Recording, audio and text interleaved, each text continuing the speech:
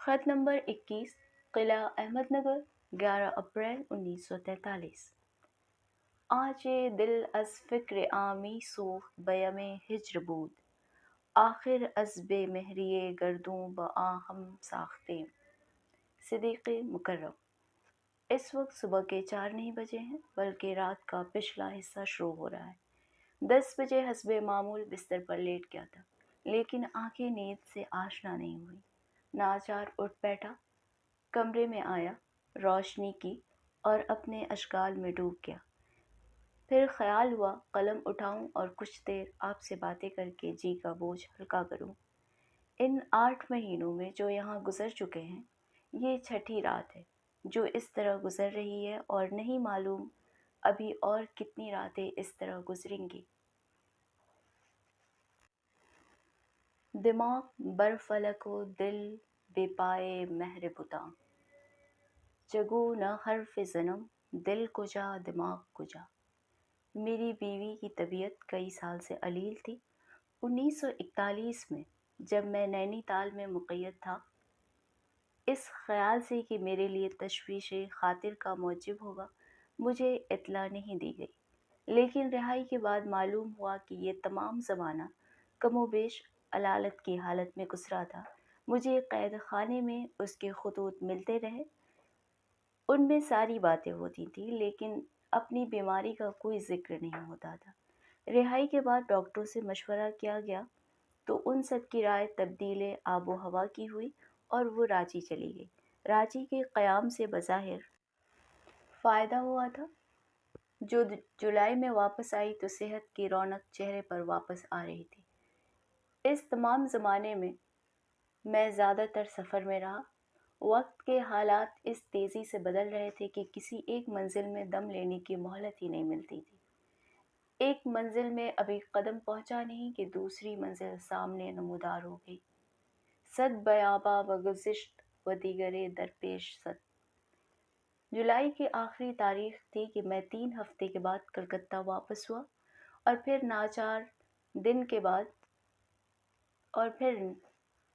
کے بعد آل India Congress committee کے اجلاس ممبئی کے لیے روانہ ہو گیا۔ یہ وہ وقت تھا کہ ابھی طوفان نہیں آیا تھا مگر طوفانی آثار ہر طرف امڑنے لگے تھے۔ حکومت کے ارادوں کے بارے میں طرح طرح کی افواہیں مشہور ہو رہی تھیں۔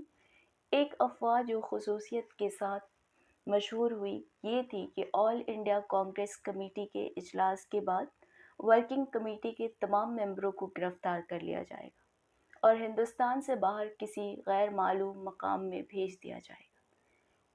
یہ بات بھی کہی جاتی تھی کہ لڑائی کی غیر معمولی حالت نے حکومت کو غیر معمولی اختیارات دے دیے ہیں اور وہ ان سے ہر طرح کا کام لے سکتی ہے۔ اس طرح کے حالات پر مجھ سے زیادہ زلیخا کی نظر رہا کرتی تھی اور اس نے وقت کی صورتحال کا پوری طرح اندازہ کر لیا تھا۔ ان 4 دنوں کے اندر جو میں نے 2 سفروں کے درمیان بسر کیے، میں اس قدر کاموں میں مشغول رہا کہ ہمیں آپس میں بات چیت کرنے کا موقع بہت کم ملا اور وہ میری طبیعت کی افتاد سے واقف تھی۔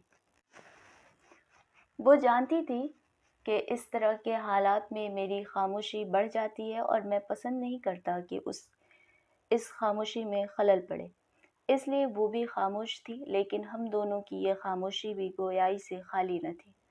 ہم دونوں خاموش رہ کر بھی ایک دوسرے کی باتیں سن رہے تھے اور ان کا مطلب اچھی طرح سمجھ رہے تھے۔ اگست کو جب میں ممبئی کے لیے روانہ ہونے لگا تو وہ حسب معمول دروازے تک خدا حافظ کہنے کے لیے آئی۔ میں نے کہا اگر کوئی نیا واقعہ پیش نہیں آ گیا تو 13 اگست تک واپسی کا قصد ہے۔ اس نے خدا حافظ کے سوا کچھ نہیں کہا، لیکن اگر وہ کہنا چاہتی بھی تو اس سے زیادہ کچھ نہیں کہہ سکتی تھی جو اس کے چہرے کا خاموش اضطراب کہہ رہا تھا۔ اس کی آنکھیں خشک تھیں مگر چہرہ اشک بار تھا۔ خود را بحیلہ پیش تو خاموش کردہ ایم۔ گزشتہ 25 برس کے اندر کتنے ہی سفر پیش آئے اور کتنی ہی مرتبہ گرفتاریاں ہوئیں، لیکن میں نے اس درجہ افسردہ خاطر اسے کبھی نہیں دیکھا تھا۔ کیا یہ جذبات کی وقتی کمزوری تھی جو اس کی طبیعت پر غالب آ گئی تھی؟ میں نے اس وقت ایسا ہی خیال کیا تھا۔ لیکن اب سوچتا ہوں تو خیال ہوتا ہے کہ شاید اسے صورتحال کا ایک مجہول احساس ہونے لگا تھا۔ شاید وہ محسوس کر رہی تھی کہ اس زندگی میں یہ ہماری آخری ملاقات ہے۔ وہ خدا حافظ اس لیے نہیں کہہ رہی تھی کہ میں سفر کر رہا تھا، وہ اس لیے کہہ رہی تھی کہ خود سفر کرنے والی تھی۔ وہ میری طبیعت کی افتاد سے اچھی طرح واقف تھی۔ وہ جانتی تھی کہ اس طرح کے موقعوں پر اگر اس کی طرف سے ذرا بھی اضطراب طبع کا اظہار ہوگا تو مجھے سخت ناگوار گزرے گا اور عرصہ تک اس کی تلخی ہمارے تعلقات میں باقی رہے گی۔ 1916 میں جب پہلی مرتبہ گرفتاری پیش آئی تھی تو وہ اپنا اضطراب خاطر نہیں روک سکی تھی اور میں عرصے تک اس سے ناخوش رہا تھا۔ اس واقعے نے ہمیشہ کے لیے اس کی زندگی کا ڈھنگ پلٹ دیا اور اس نے پوری کوشش کی کہ میری زندگی کے حالات کا ساتھ دے۔ اس نے صرف ساتھ ہی نہیں دیا بلکہ پوری ہمت اور استقامت کے ساتھ ہر طرح کے ناخوشگوار حالات برداشت کیے۔ وہ دماغی حیثیت سے میرے افکار و عقائد میں شریک تھی اور عملی زندگی میں رفیق و مددگار۔ پھر کیا بات تھی کہ اس موقع پر وہ اپنی طبیعت کے اضطراب پر غالب نہ آ سکی۔ غالباً یہی بات تھی کہ اس کے اندرونی احساسات پر مستقبل کی پرچھائی پڑنا شروع ہو گئی تھی۔ گرفتاری کے بعد کچھ عرصے تک ہمیں عزیزوں سے خط و کتابت کا موقع نہیں دیا گیا تھا۔ پھر جب یہ روک ہٹا لی گئی تو 7 ستمبر کو مجھے اس کا پہلا خط ملا اور اس کے بعد برابر خطوط ملتے رہے۔ چونکہ مجھے معلوم تھا کہ وہ اپنی بیماری کا حال لکھ کر مجھے پریشان خاطر کرنا پسند نہیں کرے گی، اس لیے گھر کے بعض دوسرے عزیزوں سے حالت دریافت کرتا رہتا تھا۔ خطوط یہاں عموماً تاریخی کتابت سے 10-12 دن بعد ملتے ہیں، اس لیے کوئی بات جلد معلوم نہیں ہو سکتی۔ 15 فروری کو مجھے ایک خط 2 فروری کا بھیجا ہوا ملا جس میں لکھا تھا کہ اس کی طبیعت اچھی نہیں ہے۔ میں نے تار کے ذریعے مزید صورتحال دریافت کی تو ایک ہفتے کے بعد جواب ملا کہ کوئی تشویش کی بات نہیں۔ 23 مارچ کو مجھے پہلی اطلاع اس کی خطرناک علالت کی ملی۔ گورنمنٹ ممبئی نے ایک ٹیلی گرام کے ذریعے سپرنٹنڈنٹ کو اطلاع دی کہ اس مضمون کا ایک ٹیلی گرام اسے کلکتہ سے ملا ہے۔ نہیں معلوم جو ٹیلی گرام گورنمنٹ ممبئی کو ملا وہ کس تاریخ کا تھا اور کتنے دنوں کے بعد یہ فیصلہ کیا گیا کہ مجھے یہ خبر پہنچا دینی چاہیے۔ چونکہ حکومت نے ہماری قید کا محل اپنی دانست میں پوشیدہ رکھا ہے، اس لیے ابتدا سے یہ طرز عمل اختیار کیا گیا ہے کہ نہ تو یہاں سے کوئی ٹیلی گرام باہر بھیجا جا سکتا ہے نہ باہر سے کوئی آ سکتا ہے، کیونکہ اگر آئے گا تو ٹیلی گراف آفس ہی کے ذریعے آئے گا اور اس صورت میں آفس کے لوگوں پر راز کھل جائے گا۔ اس پابندی کا نتیجہ یہ ہے کہ کوئی بات کتنی ہی جلدی کی ہو لیکن تار کے ذریعے نہیں بھیجی جا سکتی۔ اگر تار بھیجنا ہو تو اسے لکھ کر سپرنٹنڈنٹ کو دے دینا چاہیے، وہ اسے خط کے ذریعے ممبئی بھیجے گا، وہاں سے احتساب کے بعد اسے آگے روانہ کیا جا سکتا ہے۔ خط و کتابت کی نگرانی کے لحاظ سے یہاں قیدیوں کی 2 قسمیں کر دی گئی ہیں۔ بعض کے لیے صرف ممبئی کی نگرانی کافی سمجھی گئی ہے، بعض کے لیے ضروری ہے کہ ان کی تمام ڈاک دہلی جائے اور جب تک وہاں سے منظوری نہ مل جائے آگے نہ بڑھائی جائے۔ چونکہ میری ڈاک دوسری قسم میں داخل ہے اس لیے مجھے کوئی تار ایک ہفتے سے پہلے نہیں مل سکتا اور نہ میرا کوئی تار ایک ہفتے سے پہلے کلکتہ پہنچ سکتا ہے۔ یہ تار جو 23 مارچ کو یہاں پہنچا فوجی خط رمز کوڈ میں لکھا گیا تھا۔ سپرنٹنڈنٹ اسے حل نہیں کر سکتا تھا، وہ اسے فوجی ہیڈ کوارٹر میں لے گیا۔ وہاں اتفاقاً کوئی آدمی موجود نہ تھا، اس لیے پورا دن اس کے حل کرنے کی کوشش میں نکل گیا۔ رات کو مجھے اس کی حل شدہ کاپی مل سکی۔ دوسرے دن اخبارات آئے تو ان میں بھی یہ معاملہ آ چکا تھا۔ معلوم ہوا ڈاکٹروں نے صورتحال کی حکومت کو اطلاع دے دی ہے اور جواب کے منتظر ہیں۔ پھر بیماری کے متعلق معالجوں کی روزانہ اطلاعات نکلنے لگیں۔ سپرنٹنڈنٹ روز ریڈیو میں سنتا تھا اور یہاں بعض رفقا سے اس کا ذکر کر دیتا تھا۔ جس دن تار ملا اس کے دوسرے دن سپرنٹنڈنٹ میرے پاس آیا اور یہ کہا کہ اگر میں اس بارے میں حکومت سے کچھ کہنا چاہتا ہوں تو وہ اسے فوراً ممبئی بھیج دے گا اور یہاں کی پابندیوں اور مقررہ قاعدوں سے اس میں کوئی رکاوٹ نہیں پڑے گی۔ وہ صورتحال سے بہت متاثر تھا اور اپنی ہمدردی کا یقین دلانا چاہتا تھا، لیکن میں نے اسے صاف صاف کہہ دیا کہ میں حکومت سے کوئی درخواست کرنی نہیں چاہتا۔ پھر وہ جواہر لال کے پاس گیا اور ان سے اس بارے میں گفتگو کی۔ وہ سہ پہر کو میرے پاس آئے اور بہت دیر تک اس بارے میں گفتگو کرتے رہے۔ میں نے ان سے بھی وہی بات کہہ دی جو سپرنٹینڈنٹ سے کہہ چکا تھا۔ بعد کو معلوم ہوا کہ سپرنٹینڈنٹ نے یہ بات حکومت ممبئی کے ایما سے کہی تھی۔ جو ہی خطرناک صورتحال کی پہلی خبر ملی، میں نے اپنے دل کو ٹٹولنا شروع کر دیا۔ انسان کے نفس کا بھی کچھ عجیب حال ہے، ساری عمر ہم اس کی دیکھ بھال میں بسر کر دیتے ہیں، پھر بھی یہ معمہ حل نہیں ہوتا۔